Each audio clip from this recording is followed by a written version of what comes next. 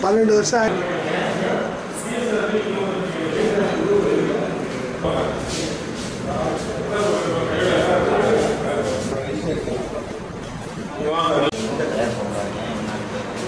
ஆமா இந்த காயம் தான் இருக்குது பெரிய விஷயம் அது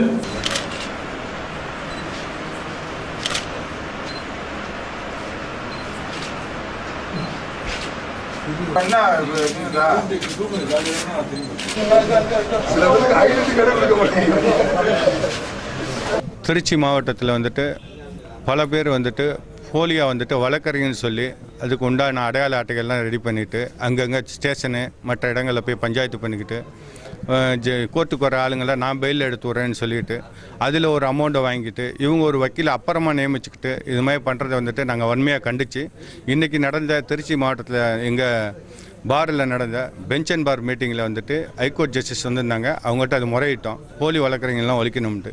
இந்த சூழ்நிலையில் உறையூர் காவல் நிலையத்திலேருந்து எங்களுக்கு வந்துட்டு இந்த மாதிரி ஒரு 4 பேர் வழக்கறிஞர்னு சொல்லி வந்திருக்கிறாங்க, எங்களுக்கு சந்தேகமாக இருக்குது, பிடிச்சி வச்சுருக்கோம் வாங்கன்னு சொல்லி ஐடென்டிஃபிகேஷனுக்காண்டி கூப்பிட்டாங்க.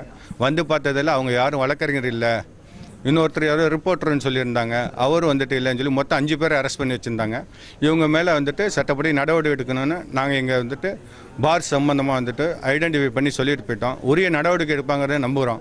ஏன்னா உரிய நடவடிக்கை எடுக்காத பட்சத்தில் நாங்கள் வந்துட்டு நடவடிக்கை எடுக்க கோரி போராட்டம் நடத்தவும் தயாராக உள்ள என்பதை தெரிவித்துக் கொள்கிறேன். பி. சுரேஷ், திருச்சி குற்றவியல் வழக்கறிஞர் சங்க செயலாளர்.